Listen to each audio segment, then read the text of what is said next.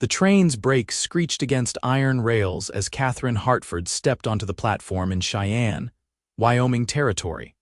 Her carpetbag clutched in trembling hands, and her heart somewhere between hope and resignation as she watched the man who had paid her passage walk away without a single backward glance. It was September 1882, and the afternoon sun beat down mercilessly on the wooden platform where Catherine stood frozen. 38 years old and suddenly very aware of every line the mirror had shown her that morning. The man, Henry Paulson, had taken one look at her through the train window, his face hardening with each passing second as he compared the woman before him to whatever fantasy his mind had conjured from her carefully worded letters. He had thrust an envelope into the conductor's hand with instructions to give her enough money for a return ticket to Boston, and walked away as though she were nothing more than damaged goods, returned to sender. Catherine's cheeks burned with humiliation as other passengers moved around her, their curious glances like pinpricks against her skin. She had sold everything she owned for this chance, left behind the only life she had known as a seamstress in a cramped boarding house, all because Henry's letters had promised companionship and a fresh start in the West. He had never asked her age, and she had never volunteered it, though she had been honest about everything else. Apparently, honesty had limits when it came to matters of the heart and matrimony. "Ma'am, you cannot stand here blocking the platform all afternoon," the conductor said, not unkindly, as he pressed the envelope into her hand. Catherine nodded mutely and forced her feet to move toward the station house, though she had no idea where she was going or what she would do next. The envelope felt heavy with shame rather than salvation. Inside the dim interior of the waiting room, she sank onto a wooden bench and finally allowed herself to open it. $20. Enough for a ticket back east and perhaps a few meals along the way, but not enough to rebuild the life she had dismantled in her desperate bid for something more. She was studying the money with blurred vision when Bootsteeps approached, slow and measured. Catherine did not look up, could not bear to see more pity or contempt in a stranger's eyes. "Excuse me, ma'am, but I believe you dropped this." The voice was deep and warm, roughened by wind and sun but gentled by something Catherine could not quite name. She looked up to find a man standing before her, holding out a handkerchief she had indeed dropped in her distress. He was tall, broad-shouldered in the way of men who earned their living through physical labor, with sun-bronzed skin and dark hair that curled slightly at the collar of his worn shirt. His eyes were what caught her, though, a striking gray-blue that reminded her of storm clouds over the ocean. "Thank you," Catherine managed, taking the handkerchief with fingers that shook slightly. The man did not immediately leave. Instead, he shifted his weight, his hat held respectfully in his hands. "I do not mean to pry into your business, ma'am, but I was at the platform when that fellow walked away from you. Name is James McCready. I run a horse ranch about 15 miles north of here." Catherine felt fresh humiliation wash over her. Of course people had witnessed her rejection. "Catherine Hartford," she said quietly, because manners had been drilled into her since childhood, even if everything else had fallen apart. James McCready's expression remained kind, without the judgment she had braced herself against. "I heard him tell the conductor you were too old for his purposes. If you do not mind me saying so, ma'am, that man is a fool. Age is not something to be ashamed of. It makes a person wiser, gives them depth that youth cannot match." Catherine stared at him, uncertain whether to laugh or cry at this unexpected defense. "You are very kind to say so, Mr. McCready, but the fact remains that I am stranded in a place I do not know, with barely enough money to return to a life I no longer have waiting for me." James was quiet for a moment, seeming to consider his next words carefully. "I have a proposition for you, Miss Hartford. It is Mrs. "Miss," Catherine confirmed, the word tasting bitter after how close she had come to changing it. "Miss Hartford, then. My ranch has been without a proper housekeeper since my aunt passed last spring. I have been managing on my own, but the place is falling into disarray, and I find myself spending more time trying to cook edible meals than tending to the horses. I would like to offer you employment if you are willing. Room and board, plus $30 a month. It would give you time to figure out your next steps, at the very least. Catherine searched his face for ulterior motives, for the trap she felt certain must be hidden in such an offer. She had not survived 38 years without learning that kindness often came with strings attached. But James McCready's expression remained open and honest, patient as he waited for her response. "Why would you help a complete stranger?" she finally asked. James smiled slightly, a crooked upturn of his mouth that created lines around his eyes. "Because someone helped me once when I needed it most, and I learned that kindness is meant to be passed forward, not hoarded. And because I meant what I said about age bringing wisdom. You strike me as a sensible woman who has seen enough of life to handle the isolation of ranch living. Most of the young girls I have interviewed for the position lasted less than a week before fleeing back to town, crying about the loneliness. It was the practical reasoning, even more than the kindness, that convinced Catherine. James McCready was offering her employment, not charity, and there was dignity in that. "I am an excellent cook and a skilled seamstress," she said slowly. "I am accustomed to hard work and long hours. If you are serious about this offer, Mr. McCready, then I accept." The smile that broke across James's face was like sunshine after rain, warming something in Catherine's chest that had felt cold for longer than she cared to admit. "I am very serious, Miss Hartford. I have my wagon just outside. If you are ready, we can head out to the ranch before dark. It is a bit of a journey, but the road is good." Catherine gathered her carpetbag and followed James McCready out into the bright afternoon, feeling as though she had stepped from one life into another in the span of a single conversation. The wagon was indeed waiting, hitched to two sturdy horses that nickered softly as James loaded her bag into the back. He helped her up onto the seat with a hand that was calloused but gentle, then swung up beside her with the easy grace of a man comfortable in his own skin. As they rolled out of Cheyenne and onto the open road, Catherine found herself studying her new employer from the corner of her eye. James McCready appeared to be somewhere in his mid-30s, with the weathered look of someone who spent his days outdoors. There was a quietness about him that she appreciated, a lack of nervous chatter that allowed her to process the extraordinary turn her day had taken. "Tell me about your ranch," Catherine said after they had been traveling for some time, the town now a distant smudge behind them. James's expression brightened with obvious pride. "The Triple Creek Ranch. It sits in a valley between three streams that run down from the mountains, which is how it got its name. I have about 200 acres of grazing land and breed horses, mostly for the cavalry and for ranchers who need good working stock. It has been in my family for 12 years now. My father started it when I was 22, and when he passed 5 years ago, it became mine. Do you run it alone?" Catherine asked, thinking of how much work such an operation must require. "I have 3 ranch hands who live in the bunkhouse. Good men, all of them. Tom Brennan is my foreman, been with the ranch since the beginning. Then there is Miguel Santos, who has a way with horses that borders on magical, and young Billy Fletcher, who is only 19 but works harder than men twice his age. They take care of the livestock and the land. The main house, though, that has been my burden to bear since Aunt Margaret died." There was genuine grief in James's voice when he mentioned his aunt, and Catherine felt her heart soften further toward this man who had rescued her from despair. "You were close to her. She raised me after my mother died when I was 8. My father was lost in his grief for years, and Aunt Margaret stepped in to make sure I grew up knowing love and discipline in equal measure. She was a force of nature, sharp as a tack until the very end." James paused, his hands tightening slightly on the reins. Pneumonia took her quickly. One week she was healthy and laughing, the next she was gone. "I am very sorry for your loss," Catherine said softly, meaning it. They rode in comfortable silence for a while, the landscape unfolding around them in shades of gold and green. The late afternoon light turned everything luminous, painting the distant mountains in purple and blue.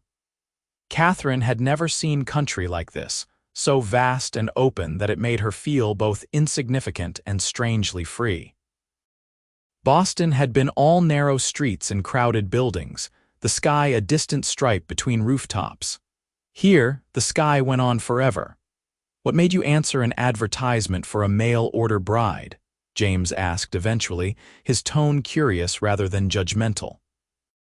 Catherine considered how much to share, then decided that honesty had served her well enough in her letters to Henry Paulson, even if he had not appreciated it. "I was tired of being invisible. I have spent 20 years sewing other women's wedding dresses and christening gowns, making beautiful things for beautiful lives I would never have. When I saw Mr. Paulson's advertisement, something in me rebelled against the idea of finishing my days alone in a boarding house that smelled of boiled cabbage and disappointment." James nodded slowly. "That makes sense to me. We all want to matter to someone. And you, Mr. Macready, why have you not married?" The question was perhaps too bold, but Catherine found herself genuinely curious about this man who spoke of kindness and wisdom with such easy conviction. "Call me James, please. Mr. Macready was my father." He smiled slightly. "As for marriage, I suppose I have been married to the ranch for the past 5 years. Before that, there was a girl, Emma Thornton. We were engaged, had the wedding planned for June of 1877. 2 weeks before the ceremony, she ran off with a traveling salesman who promised her a life of ease in San Francisco." "I am sorry," Catherine said, and she was. She recognized the echo of old pain in his voice. "I was angry for a long time," James admitted. "Felt like a fool for not seeing that she wanted something I could never give her. But eventually I realized that Emma did me a favor. Better to learn the truth before the vows than after. I want a partner, not someone who sees the ranch as a prison. This land, this life, it gets into your blood if you let it. I need someone who understands that." Catherine thought about his words as the wagon crested a hill, and the Triple Creek Ranch spread out before them in the valley below. The main house was a sturdy 2-story structure built of timber and stone, with a wide porch that wrapped around the front and side. To the left stood a large barn painted red with white trim, and beyond that she could see a bunkhouse and various outbuildings. The 3 streams James had mentioned sparkled like silver ribbons in the lowering sun, winding through pastures where horses grazed peacefully. "It is beautiful," Catherine breathed, and she meant it. There was something profoundly right about this place, as though it had been waiting for her. James looked pleased. "It has its charms, though I will warn you that winter here can be brutal. We get snowed in sometimes for weeks at a stretch. If isolation troubles you, best to know that now." "I have lived in crowded rooms my entire life," Catherine said. "I think isolation might be exactly what I need." The wagon rolled down into the valley, and as they drew closer to the house, Catherine could see what James had meant about it falling into disarray. The porch sagged slightly on one side, and several windows were thick with dust. The garden that had likely once flourished near the kitchen entrance was now overgrown with weeds. But underneath the neglect, she could see good bones, a place that had been loved and could be again. 3 men emerged from the barn as the wagon pulled up to the house, their expressions curious. James set the brake and jumped down, then came around to help Catherine descend. His hands were warm and steady at her waist, and Catherine felt an unexpected flutter in her stomach at the contact. "Boys, this is Miss Catherine Hartford. She's going to be our new housekeeper. Miss Hartford, this is Tom, Miguel, and Billy." Tom was a grizzled man in his 50s with a salt-and-pepper beard and keen eyes. Miguel had the dark hair and bronze skin that spoke of Spanish heritage, with a smile that came quick and genuine. Billy was gangly in the way of young men still growing into their frames, with a shock of red hair and a face full of freckles. "Pleased to meet you, ma'am," Tom said, touching the brim of his hat. The other 2 echoed the greeting. "Miss Hartford will be staying in the main house in the room that was Aunt Margaret's," James continued. I expect you all to treat her with the same respect you would any lady." "Of course, boss," Miguel said, his accent softening the words. "It will be good to have proper meals again." "No offense, but your cooking is terrible." James laughed, the sound rich and unguarded. "None taken. I am well aware of my limitations in the kitchen." Billy stepped forward eagerly. "Can I help with your bag, Miss Hartford?" "That would be very kind, thank you," Catherine said, warming to these men already. James led the way into the house, and Catherine followed, her heart beating faster with anticipation. The interior was dim and dusty but spacious and well-built. The main room held a stone fireplace large enough to stand in, with comfortable furniture arranged around it. To the right, she could see a dining table covered in papers and what looked like several days' worth of dishes. The kitchen beyond was a disaster of unwashed pots and provisions left out haphazardly. "I know it is a mess," James said, sounding slightly embarrassed. "I have been focused on getting the horses ready for auction next month and have let things slide." "Nothing that cannot be fixed with time and effort," Catherine said briskly, already mentally cataloging what needed to be done. This, at least, was familiar territory. She knew how to bring order to chaos. James showed her upstairs to a bedroom that overlooked the front pasture. It was a good-sized room with a large bed covered in a wedding ring quilt, a wardrobe, a dresser, and a rocking chair by the window. Dust covered everything, but the furniture was solid and beautiful, clearly made with love and skill. "This was Aunt Margaret's room," James said quietly. "I have not had the heart to change anything. If you would rather stay in one of the other bedrooms, I understand." Catherine walked to the window and looked out at the view, the mountains rising in the distance and the horses moving like living art across the landscape. "This room is perfect," she said. "Your aunt had excellent taste." James smiled, relieved. "I will leave you to settle in. Supper is usually around 7. Do not feel obligated to cook tonight, though. We can manage one more meal of burned beans and tough bacon." After he left, Catherine sat on the edge of the bed and let out a long, shaky breath. The events of the day crashed over her all at once, leaving her trembling with reaction. This morning she had been on a train, heading toward what she had hoped would be a new beginning. Instead, she had been rejected and humiliated, only to be rescued by a stranger with kind eyes and an offer of honest work. She unpacked her few belongings, hanging her 3 dresses in the wardrobe and placing her hairbrush and small jewelry box on the dresser. Everything she owned fit in one carpet bag, a sobering reminder of how little she had to show for 38 years of life. But as she looked around the room that would now be hers, Catherine felt something she had not experienced in a very long time: possibility. After washing her face and hands in the basin on the dresser and changing into a fresh dress, Catherine made her way downstairs. The kitchen drew her like a magnet, and she stood in the doorway assessing the damage with a practiced eye. It was indeed a disaster, but underneath the mess, she could see a well-designed workspace with a good stove, plenty of counter space, and windows that would let in the morning light. She rolled up her sleeves and got to work. An hour later, James came looking for her and stopped in the kitchen doorway, his eyes widening.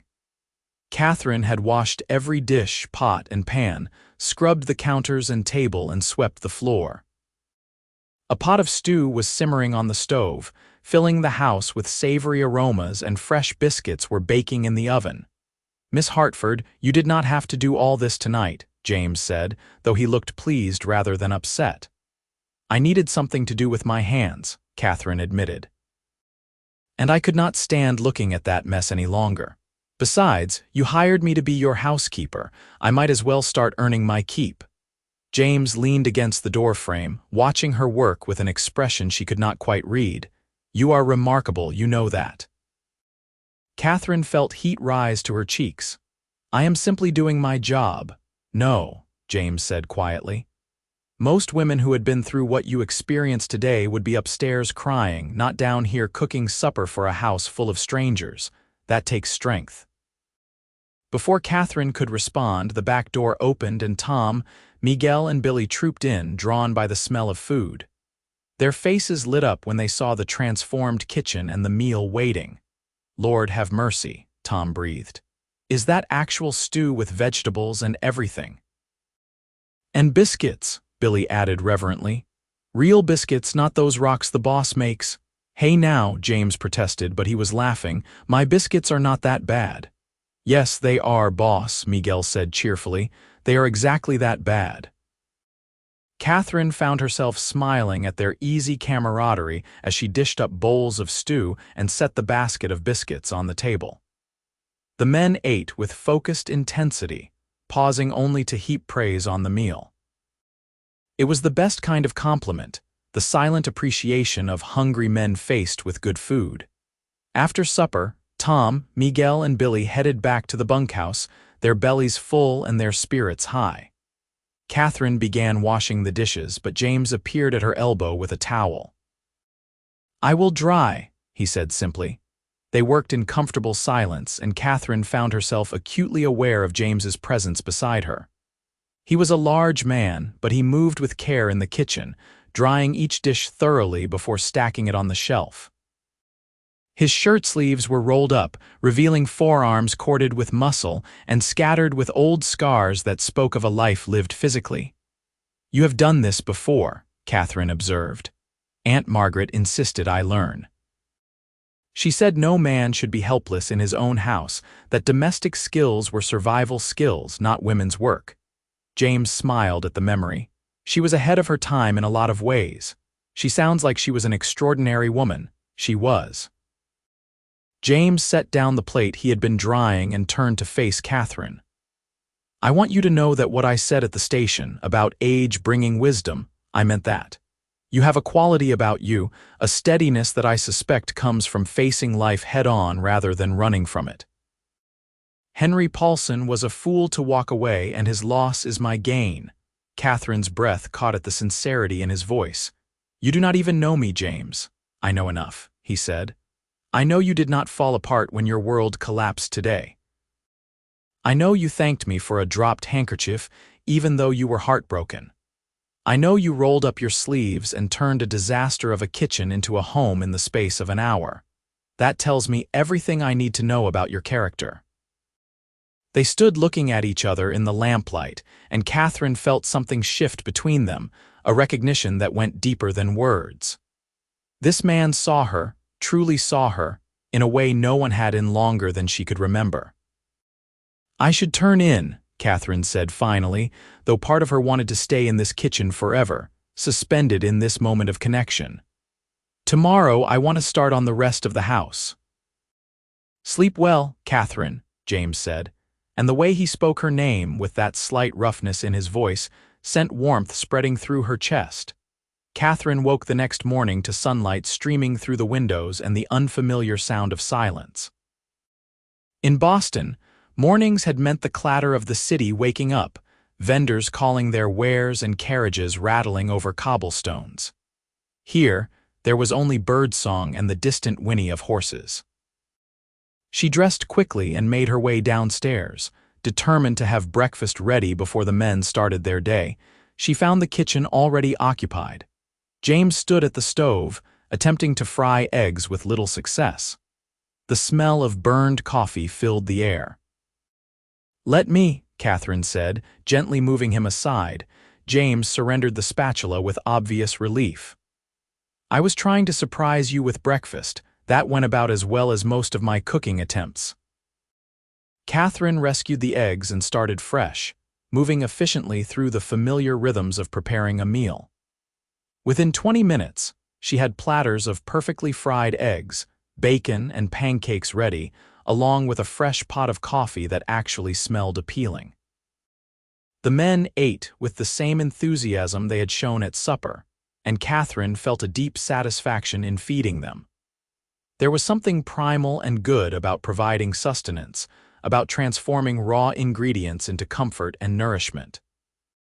After breakfast, James hesitated before heading out to the barn. "If you need anything at all, just ring the bell on the back porch. One of us will come running." "I will be fine," Catherine assured him. I have an entire house to explore and organize. That should keep me busy.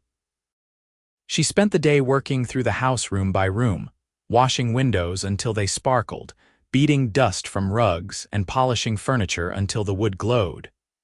The physical labor was exhausting but satisfying, each cleaned room a visible testament to her efforts. She found traces of Margaret Macready everywhere. In the careful mending of linens, the jars of preserves still lined up in the pantry, the embroidered samplers on the walls. Catherine also found photographs on the mantel in the parlor. A stern-looking man who must have been James's father. A younger James with his arm around a pretty blonde woman who had to be Emma Thornton. Catherine studied that photograph longer than she should have, taking in the way young James smiled at the camera with such open happiness. The woman beside him looked beautiful and utterly bored. In the late afternoon, Catherine ventured outside to assess the garden. It was more overgrown than she had initially thought, but the bones of it were good. She could see where someone had carefully planned herb beds and vegetable patches, had trained climbing roses along a trellis that now sagged under neglect. With work, this could be beautiful again. She was on her hands and knees pulling weeds when she heard footsteps approaching. Looking up, she found James watching her with an odd expression on his face. "You do not have to do that," he said. "The garden is beyond saving." "Nothing is beyond saving with enough effort," Catherine replied, wiping dirt from her hands. "Your aunt created something lovely here. It deserves to be restored." James sat down on the porch steps, removing his hat to run a hand through his sweat-dampened hair. He looked tired but content, the kind of fatigue that came from honest work. "You really are something, Catherine Hartford." "I am simply a woman who knows her way around a garden," Catherine said, though her heart beat faster at the warmth in his eyes. "No," James said. "You are so much more than that." Over the following weeks, Catherine settled into life at the Triple Creek Ranch with surprising ease. She rose early to prepare breakfast, spent her days tending to the house and garden, and had supper ready when the men came in from their work. The routine should have felt monotonous, but instead it felt like coming home. The hands treated her with unfailing respect and gratitude. Tom often lingered after meals to tell her stories about the early days of the ranch. Miguel taught her Spanish words while she cooked. Billy followed her around like a puppy whenever he had free time, eager to help with any task she set him. But it was James who occupied Catherine's thoughts most often. She found herself watching for him throughout the day, listening for his footsteps on the porch, making his favorite foods just to see his face light up at supper. He, in turn, seemed to seek out her company whenever possible. He began taking his morning coffee on the back porch where she worked in the garden, talking about his plans for the ranch, or asking her opinion on decisions he needed to make. One evening about 3 weeks after her arrival, James appeared in the kitchen after supper with a package wrapped in brown paper. "I have something for you," he said, looking almost shy. Catherine wiped her hands on her apron and took the package, her fingers trembling slightly. Inside, she found 3 books, a novel by Louisa May Alcott, a collection of poetry, and a treatise on Western plants and gardening. "I remembered you mentioned missing reading," James said, "and I thought the gardening book might be useful given how much time you spend outside." Catherine pressed the books to her chest, overwhelmed by the thoughtfulness of the gesture. "James, this is too much. I cannot accept." "Of course you can," James said firmly. "Consider it a thank you for everything you have done. This place, it feels like a home again. That is because of you." Their eyes met and held, and Catherine felt the air between them thicken with possibility. James took a step closer, then another, until only a foot of space separated them. "Catherine," he said softly, "I know you have only been here a short while, but I need to tell you something. You have become important to me, more important than I expected. When I saw you on that platform, looking so lost and hurt, something in me recognized something in you. I told myself I was just offering you a job, but that was not entirely true." Catherine's heart hammered against her ribs. "What was it then?" "I think I was already half in love with you before I even knew your name," James admitted. The courage it took to come west alone, to start over, to not let that fool's rejection break you. I have been drawn to you from the first moment, and every day since has only deepened what I feel. James, Catherine whispered, hardly daring to believe what she was hearing. I know I am not offering you what you came west looking for, James continued. I cannot give you ease or luxury. Life here is hard, and winters are harsh. But I can promise you partnership and respect, and a love that will not waver because of something as meaningless as age. You are the most beautiful woman I have ever known, Catherine, not in spite of your years, but because of them. You are real and strong and kind, and I am asking if you might consider staying not as my housekeeper, but as my wife. Tears spilled down Catherine's cheeks, but they were tears of joy rather than sorrow. I never expected to find this, she said. I thought at my age, love was something that happened to other younger women. I thought I was coming here just to work, to survive. But you, James Macready, you have shown me that it is never too late for a new beginning. Is that a yes? James asked, hope and vulnerability warring in his expression. Yes, Catherine said. Yes, I will marry you. James closed the distance between them and cupped her face in his hands, his thumbs gently wiping away her tears. May I kiss you, please, Catherine breathed. His kiss was gentle and thorough, a claiming and a promise all at once. Catherine melted into him, her hands fisting in his shirt as she kissed him back with all the emotion flooding through her. It felt like coming home and setting out on an adventure all at the same time. When they finally pulled apart, both breathing hard, James rested his forehead against hers. I want to do this right. Court you properly, even though you are already living under my roof. Will you let me take you into town on Saturday? We can have dinner at the hotel, let people see us together. I would like that very much, Catherine said. The news of their engagement spread quickly. Tom, Miguel, and Billy were delighted, slapping James on the back and congratulating Catherine with genuine warmth. The three of them insisted on sprucing up the ranch for the wedding, painting the barn, fixing the sagging porch, and generally making the place shine. True to his word, James courted Catherine with old-fashioned courtesy. He took her into Cheyenne on Saturday, proudly introducing her to shopkeepers and neighbors as his intended bride. They had dinner at the Cheyenne Hotel, and Catherine wore her best dress, her heart full as James looked at her across the table like she was the most precious thing in his world. They talked for hours that night, sharing stories of their pasts, their dreams for the future, the small details that made up a life. James told her about losing his mother, about the years of grief that had shadowed his childhood until Aunt Margaret arrived like an angel of mercy. Catherine shared her own losses. Parents dead from influenza when she was 20, a younger sister married and moved to California, the slow erosion of hope as year after year passed in unremarkable sameness. I had resigned myself to being alone, Catherine admitted. I told myself it was enough to create beautiful things for other people, that I did not need my own happiness. But I was lying to myself. I wanted what everyone wants, to matter to someone, to build a life that meant something. James reached across the table and took her hand.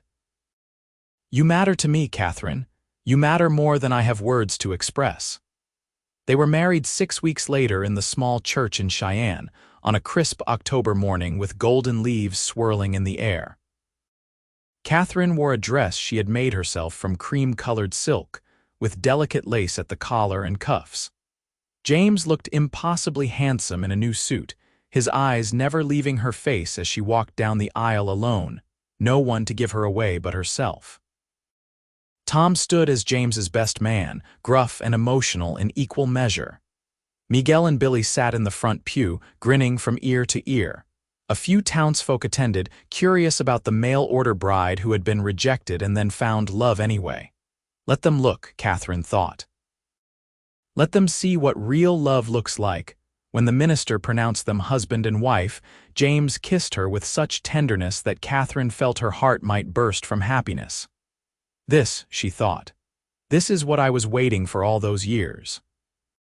The reception was held at the ranch, with tables set up in the yard and more food than a dozen people could eat. Miguel played guitar and sang Spanish love songs. Tom told embarrassing stories about young James that made everyone laugh.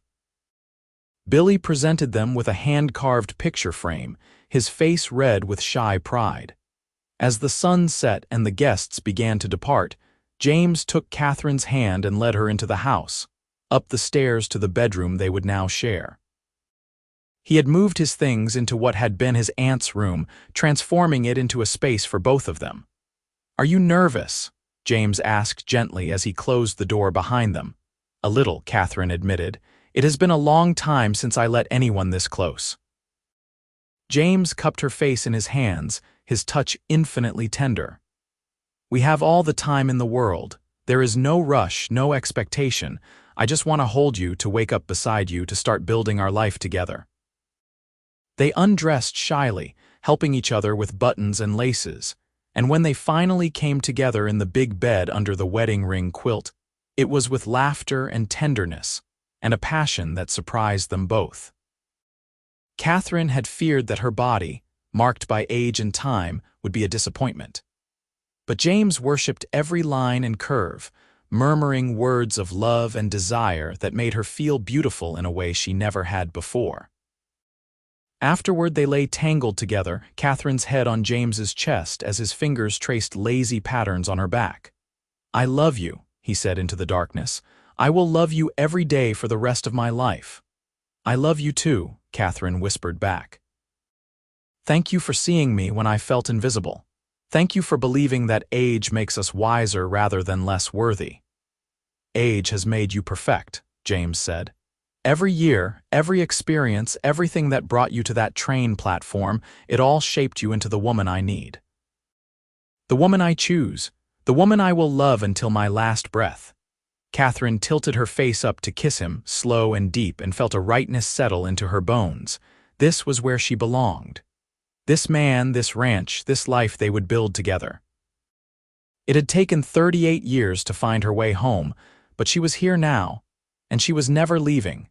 The first winter at the Triple Creek Ranch tested Catherine in ways she had not anticipated. The snow began in November and did not stop, piling up in drifts that reached the windows.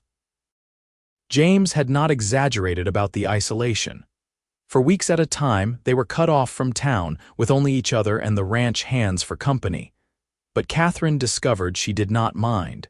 In fact, she thrived in the enforced closeness. She and James spent long evenings by the fire, reading aloud to each other from the books he had given her, playing chess, talking about everything and nothing. They made love often, learning each other's bodies with growing confidence and joy.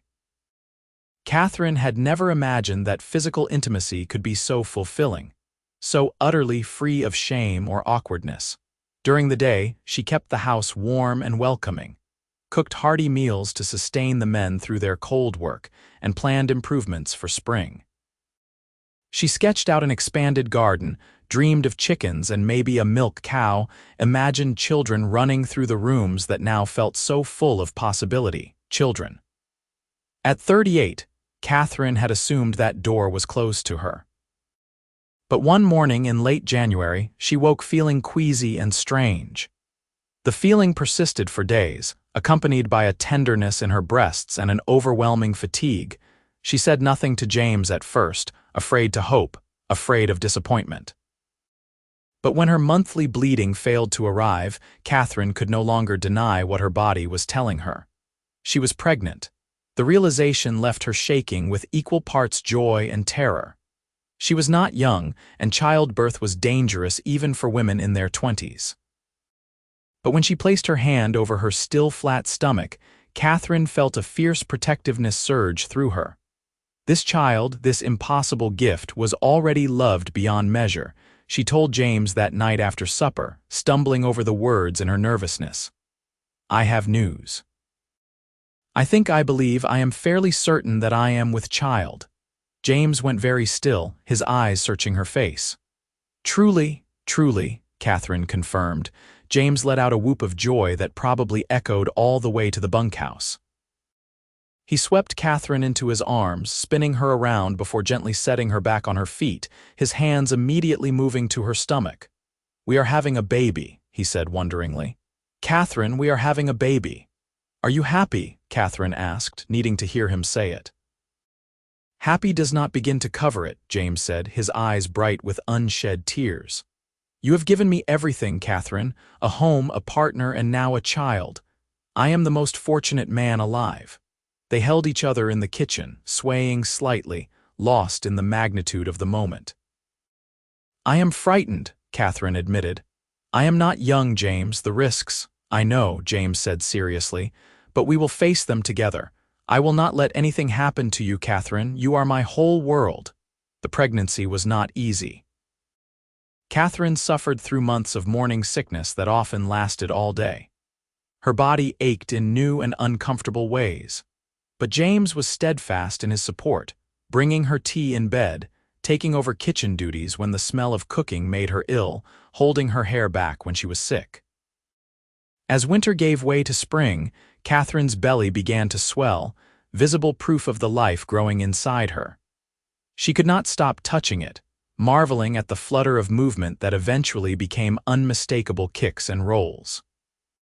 James talked to the baby every night, his hand splayed across her stomach, telling their child about the ranch and the horses and the life waiting for them. In May, James insisted on bringing a doctor out from Cheyenne to examine Catherine. Dr. Hammond was an older man with gentle hands and a reassuring manner. He pronounced Catherine healthy and the baby strong, though he cautioned that her age did put her at increased risk for complications during delivery. "You are doing everything right," Dr. Hammond told her. "Keep eating well, rest when you need to, and do not overtax yourself. When your time comes, send for me immediately." The summer passed in a haze of heat and anticipation. Catherine's garden flourished, providing fresh vegetables for the table. The horses thrived under Miguel's care. Tom and Billy built a cradle from oak wood, sanding it until it was smooth as silk. James painted the small bedroom next to theirs in soft yellow, transforming it into a nursery. In late August, Catherine's pains began. They started as a dull ache in her back, easy to ignore as she went about her morning routine. But by noon, the contractions were unmistakable, gripping her middle with increasing intensity. James sent Billy racing for the doctor and refused to leave Catherine's side. The labor was long and difficult. Hour after hour, Catherine endured waves of pain that threatened to overwhelm her. James stayed with her through it all, holding her hand, wiping her face with cool cloths, murmuring encouragement even when she cursed him for putting her in this position. Dr. Hammond arrived as the sun was setting, examining Catherine with practiced efficiency. "You are doing well," he assured her. "The baby should be here before midnight." He was right. At 11:30 on August 28, 1883, Catherine Hartford McCready brought her son into the world with a final, primal push that left her trembling and exhausted. The baby's cry split the air, strong and healthy, and Catherine dissolved into tears of relief and joy. "A boy, Doctor," Hammond announced, cleaning the baby and wrapping him in a soft blanket before placing him in Catherine's arms. "A fine, healthy boy." Catherine looked down at her son, at his tiny, perfect face and shock of dark hair, and felt her heart expand impossibly. James leaned over them both, his own face wet with tears as he touched the baby's impossibly small hand. "He is perfect," James whispered. "Catherine, you are amazing. You are so strong." They named him Thomas James McCready after James's father and their faithful foreman. Little Tommy was a good baby, content to nurse and sleep and be held. Catherine recovered quickly from the birth, her body surprising her with its resilience. Tom, Miguel, and Billy were besotted with the baby, taking turns holding him and making silly faces to coax out his rare smiles. The ranch felt complete now, full of life and purpose and love. As autumn painted the valley in shades of gold and crimson, Catherine stood on the porch one evening with Tommy in her arms, watching James work with a young horse in the corral. She thought about the journey that had brought her here, from that platform in Cheyenne where she had stood rejected and lost, to this moment of perfect contentment. James finished with the horse and walked over to join her, sliding an arm around her waist and dropping a kiss on her temple. "What are you thinking about? How strange life is," Catherine said. "A year ago, I was being sent back to Boston like damaged goods. Now I am standing here with a husband I adore and a son I would die for, on a ranch that feels more like home than anywhere I have ever lived." "Henry Paulson's loss is my eternal gain," James said. "Though I confess I am grateful to the man for being shallow enough to walk away, otherwise you might never have been mine." "I was always meant to be yours," Catherine said, leaning into his warmth. "I think I knew at the moment you told me that age makes people wiser. You saw value in me when I could barely see it in myself." "Because it was obvious to anyone with eyes to see," James said. "You are the strongest, kindest, most capable woman I have ever known. And watching you bring our son into the world, seeing your courage in the face of that kind of pain, I fell in love with you all over again." Tommy chose that moment to let out a squawk of hunger, and they both laughed. Catherine settled into the rocking chair while James pulled up a stool beside her, watching as she nursed their son. The intimacy of the moment, the quiet domesticity, was everything Catherine had dreamed of and so much more. The years that followed were full and rich. Catherine had 2 more children, a daughter named Margaret in honor of James's aunt, born when Catherine was 40, and another son, Robert, when she was 42. Each pregnancy was a miracle, each birth a testament to her body's strength. Dr. Hammond shook his head in wonder each time, calling Catherine exceptional. The ranch prospered under James's management and Catherine's steady presence. They expanded the horse operation, added cattle, built a new barn. Tom eventually retired, handing over the foreman position to Billy, who had grown into a capable young man under their guidance. Miguel married a girl from town and built a house on ranch land, raising his own family within sight of the main house. Catherine's garden became legendary in the area, providing not just food but beauty and peace. She taught Margaret to tend plants and cook, passing on the skills that had sustained her through hard times. Tommy grew into a young man who shared his father's love of horses and land. Robert was their surprise, their late blessing, cheerful and bright and beloved by everyone. Through it all, Catherine and James's love only deepened. They faced droughts and harsh winters, sick livestock and financial worries, but they faced everything together. James never let a day pass without telling Catherine he loved her, without showing her in 1,000 small ways that she was cherished. On their 20th wedding anniversary, James took Catherine back to Cheyenne, to that train platform where their story had begun. They stood hand in hand, watching passengers come and go, and Catherine marveled at how much had changed. "Do you ever wonder what would have happened if Henry Paulson had not rejected you?" James asked. Catherine shook her head. "Not even for a moment. That man would have made me miserable. He wanted a young ornament, not a partner. With you, I have built a real life, James. I have been valued and loved for exactly who I am. I would not trade that for anything." James pulled her close, kissing her there on the platform where he had first approached her with a dropped handkerchief and words about wisdom. "You have made me happier than I ever imagined possible. Every day with you is a gift, Catherine, every single day." As they walked back through town, Catherine caught their reflection in a shop window. She was 58 now, her hair more gray than brown, lines etched deeply around her eyes and mouth. But when she looked at her reflection, she did not see age or decline. She saw a woman who was loved, who had built something beautiful from the ashes of rejection, who had found her place in the world. James followed her gaze and smiled. "You are more beautiful now than the day I met you," he said, as if reading her thoughts. "You are biased," Catherine replied, but she was smiling. "Undoubtedly," James agreed. "But that does not make it less true. You are beautiful, Catherine. Every year adds another layer to that beauty, another dimension to the woman I love." They returned to the ranch as the sun was setting, painting the valley in shades of pink and gold. Their children were waiting on the porch, now grown or nearly so. Tommy was 20, working the ranch alongside his father with skill and dedication. Margaret was 18, engaged to a neighboring rancher's son and planning a spring wedding. Robert was 16, still finding his way but showing promise as a horse trainer under Miguel's tutelage. "Welcome home," the children called, and Catherine felt her heart swell with gratitude. This was home. These people, this place, this life she had built from courage and hope and the willingness to take one more chance. That night, as she and James lay in bed together, Catherine thought about how to measure a life.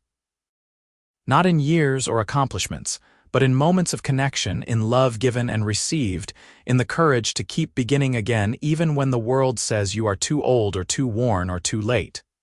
"What are you thinking?" James murmured, pulling her closer. "That I am grateful," Catherine said. "For every moment, every choice, every twist of fate that brought me to you. I was 40 when Margaret was born, James, 40. Most people would have said I was too old for any of this, too old to marry and have children and start over. But age did not make me less, it made me ready." "Age made you wise," James said, echoing the words he had spoken so long ago on that train platform. "Wise enough to know what matters. Brave enough to take a chance on a stranger with a ranch and a dream, strong enough to build a life that most people only fantasize about." Catherine turned in his arms, studying his beloved face in the moonlight. He was 57 now, his hair silvered, lines bracketing his mouth and eyes. But to her, he was as handsome as the day they met, made more beautiful by the years of love and partnership they had shared. "I love you, James McCready," she said. "More today than yesterday and less than I will tomorrow." "And I love you, Catherine McCready," he replied. "My wise, beautiful, perfect wife, my partner in all things. The best decision I ever made was walking up to you on that platform and telling you the truth. That age makes us wiser, and that wisdom is worth more than all the youth in the world." They made love slowly, tenderly, a celebration of decades together and the promise of years still to come. Afterward, Catherine drifted off to sleep in James's arms, secure in the knowledge that she was exactly where she belonged. The morning sun filtered through the curtains, and Catherine woke to find James already awake, watching her with soft eyes. "Good morning, beautiful," he murmured, pressing a kiss to her forehead. "Good morning," Catherine replied, stretching contentedly. Through the open window she could hear the sounds of the ranch waking up. Horses nickering, chickens clucking, the distant sound of Tommy calling to the dogs. They dressed and made their way downstairs together, and Catherine set about preparing breakfast for their family. This was her favorite time of day, the kitchen warm and full of promise, her hands busy with work that mattered. Margaret appeared to help, moving around the kitchen with the ease of long practice, and soon the two of them had eggs, bacon, biscuits, and fresh jam ready. When the family gathered around the table, Catherine looked at each beloved face and felt a rush of profound contentment. This was what she had been seeking all those years ago when she answered Henry Paulson's advertisement. Not ease or security, but connection and purpose and love. "Ma, you are looking particularly happy this morning," Tommy observed, smiling at her. "I am happy every morning," Catherine replied. "But yes, I suppose I am feeling especially grateful today. Your father took me back to Cheyenne yesterday, to where we first met. And she is reminded once again what good taste I have," James added with a grin, earning groans from the children. "Please, not the story again about how you swept Ma off her feet," Robert said, though he was smiling. "It is a good story," Margaret said loyally. "Romantic?" "It is the best story," Catherine corrected, "because it is ours and it is true and it brought me here to all of you." After breakfast, Catherine and Margaret worked together in the garden while the men headed out to the barn. It was a perfect late October day, the sky a brilliant blue, the air crisp with the promise of winter. "Ma, can I ask you something?" Margaret said as they harvested the last of the squash. "Of course, darling. Do you ever regret not having children when you were younger? I know you were almost 40 when you had me. Was that hard?" Catherine sat back on her heels, considering her answer carefully. The timing of our blessings is not always what we expect or plan, but that does not make them less precious. I had you when I was ready, when I had a partner who would be a true father, when I had built a life that could support a family. If I had married younger to the wrong person, I might have had children earlier but been miserable. As it is, I have exactly what I was meant to have. Margaret nodded thoughtfully. I am nervous about getting married, excited but nervous. What if I am not good at it? Marriage is not something you are good or bad at, Catherine said gently. It is something you work at every day. You choose your partner over and over through good times and difficult ones. You build something together, brick by brick. And if you marry someone who respects you, who sees your value, who wants a true partner rather than a subordinate, then you will be just fine. Did you know right away that Pa was the right one? Margaret asked. Catherine smiled, remembering. I knew he was different. I knew he saw me, really saw me when I felt invisible. And I knew I wanted to give us a chance. The love came quickly, but the deep trust, the absolute certainty that we could weather any storm together, that took time to build. They worked in comfortable silence for a while, and Catherine felt the satisfaction of passing wisdom to her daughter. This, too, was part of the legacy she was building. Not just the ranch or the children themselves, but the lessons learned through hard-won experience. As the seasons turned and winter descended once again on the ranch, Catherine settled into the rhythm of the year with deep contentment. This was her 21st winter at the Triple Creek Ranch, and she knew exactly how to meet its challenges. She made sure the pantry was stocked, the firewood plentiful, the house snug against the cold. She cooked warming meals and kept the home fires burning, both literally and figuratively. In the spring, Margaret married her rancher in a beautiful ceremony that had Catherine weeping happy tears. By summer, Tommy was courting a girl from town, and Catherine could see wedding bells in the not-too-distant future. Robert was thriving, his natural talent with horses becoming more evident with each passing month. One evening in late summer, as Catherine sat on the porch with James watching the sun set over the mountains, she reflected on the incredible journey her life had been. I have been thinking, she said slowly, about that day on the platform. About how devastated I was, how certain I was that my life was over. And instead, it was just beginning, James said, taking her hand. Exactly. If I could go back and tell that heartbroken woman what was waiting for her, she would not believe me. A husband who adores her, 3 healthy children, a home that fills her soul, a life of purpose and love. It is more than I ever dared to dream. You deserved every bit of it, James said firmly. And more. Catherine leaned her head on his shoulder, watching the sky turn from blue to pink to deep purple. Do you ever wonder what our grandchildren will be like? James laughed. Knowing our luck, they will be a handful, but they will be loved, just like their parents. Just like us, Catherine added softly. As darkness fell and the first stars appeared, they remained on the porch, wrapped in each other's presence. The ranch was quiet around them, settled for the night. Inside, their children were safe. Tomorrow would bring new challenges and joys, but for now, this moment was enough. Catherine thought about age and wisdom, about the path that had brought her here. She was 60 years old, and her life was richer than it had ever been. Every line on her face told a story. Every gray hair was a badge of survival and growth. She had been deemed too old at 38, cast aside as though her value had expired. But James had seen the truth. That age was not an ending but a deepening, that wisdom was the greatest gift experience could offer. Thank you, Catherine said into the peaceful darkness. For what? James asked.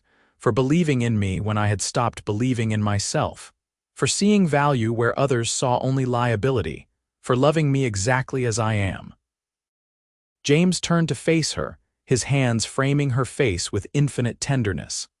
Catherine, my love, my partner, my heart, thank you for taking a chance on a lonely rancher with an offer that must have seemed absurd. Thank you for turning my house into a home. Thank you for giving me children and joy and a reason to wake up grateful every single morning. Thank you for proving that the best things in life are worth waiting for and that it is never, ever too late to begin again." He kissed her then, sweet and sure, and Catherine kissed him back with all the love in her overflowing heart.